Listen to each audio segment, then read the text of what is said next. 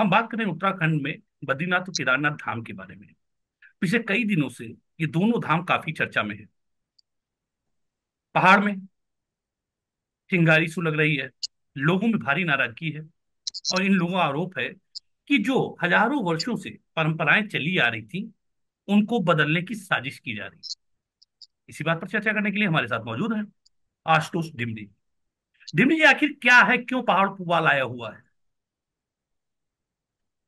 सबसे पहले तो आपके चैनल के माध्यम से मैं बद्री केदार गंगोत्री यमुनोत्री न केवल उत्तराखंड बल्कि देश के पूरे सनातन धर्मावलंबियों को उन सबका अभिवादन करता हूं और भगवान बद्री विशाल के सबसे सबके कल्याण की कामना करता हूं। विषय मुख्य रूप से ये है, मौजूदा बद्रीनाथ केदारनाथ मंदिर समिति द्वारा एक परंपरा विरोधी, जो वर्षों से आदि जगत गुरु शंकराचार्य के द्वारा 2500 वर्ष पूर्व बद्रीनाथ धाम की एक परंपरा है, एक मान्यता है। जो भी पूजा पाठ, जो भी एक प्रक्रिया, जो व्यवस्थाएं चलती हैं उस परंपरा से चलती हैं। और मौजूदा समय में मंदिर समिति के अध्यक्ष श्रीमान अजेंद्र अजय जी ने सबको अंधेरे में रख करके, डार्क में रख करके एक नियमावली बनाई कर्मियों से संबंधित। और वो नियमावली जो बनी है, बद्रीनाथ की जो परंपरा है 2500 वर्ष से चली आ रही आदि जगत गुरु शंकराचार्य की स्थापित परंपरा, उसके विपरीत है। पुजारी के जो पद हैं, उन पुजारी के पदों को सीधी भर्ती के माध्यम से किया गया है, जबकि जो हमारी वैखानस परंपरा है भगवान श्री बद्री विशाल की, उस परंपरा के अनुसार प्रधान अर्चक के रूप में दक्षिण भारत के केरल प्रांत से नंबूदित ब्राह्मण के रूप में रावल जी आते हैं। और अन्य जो लक्ष्मी पुजारी हैं, जो भोग व्यवस्था है बद्रीनाथ मंदिर की, जो उनके सबोर्डिनेट टेम्पल है। बद्रीनाथ मंदिर के अंदर तो हम लोग स्टेक होल्डर, लेकिन उसके जो सहवर्ती मंदिर है, माता मूर्ति का मंदिर है, भविष्य बद्री का है, चाई का मंदिर है, उर्गम का ध्यान बद्री, योग मंदिर है आपका, पांडुकेश्वर का, और तमाम इस चैन में काफी मंदिर है। उनमें परंपरागत रूप से जो 2500 वर्ष पूर्व से चली आ रही परंपरा है, वहां पूजा का अधिकार और भोग बनाने का अधिकार सिर्फ और सिर्फ डिमरी परिवार। तो भगवान बद्री विशाल की जो पूजा पद्धति है, उसी तर्ज पे जो डिमरियों का मूल ग्राम है डिमर में, उसी जलकुंड से श्री लक्ष्मी नारायण मंदिर में पूजा के लिए जल जाता है, अभिषेक होता है, शाम को आरती होती है। ये परंपरा है। आपने परंपरा को छेड़ने की बात कर दी है।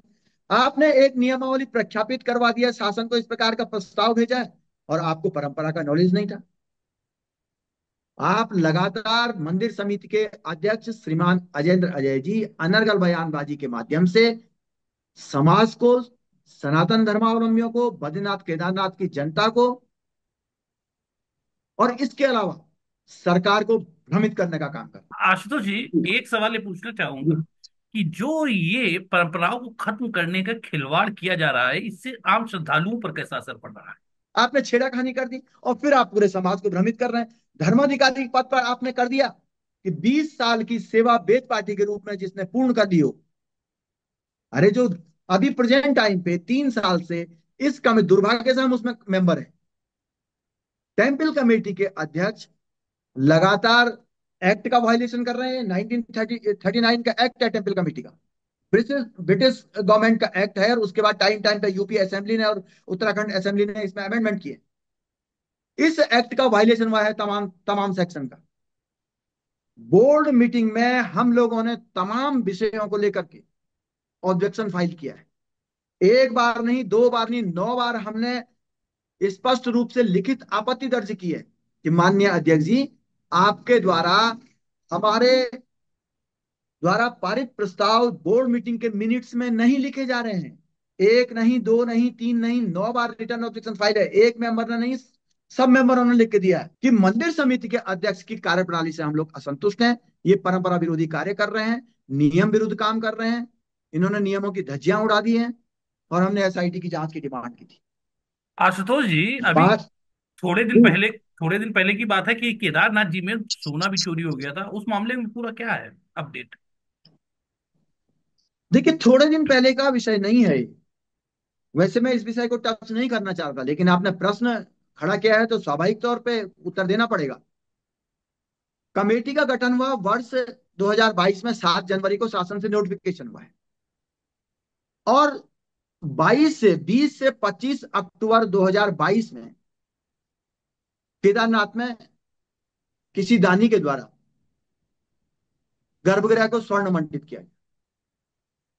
दानी का प्रस्ताव आया तो वो प्रस्ताव बोर्ड मीटिंग में नहीं लाया, जबकि बोर्ड मीटिंग में छोटे छोटे 1 लाख 2 लाख इस प्रकार के प्रस्ताव भी आते।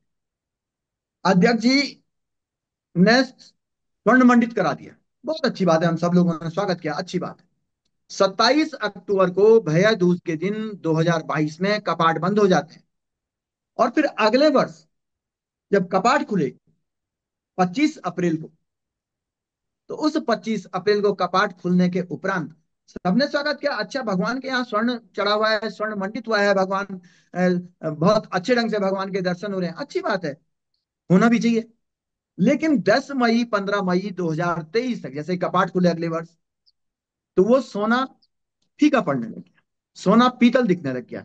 हमें भी मालूम है कि सोना जो चढ़ता है वो तांबे की प्लेट के ऊपर चढ़ता है, मेंबरों ने तो कुछ नहीं कहा।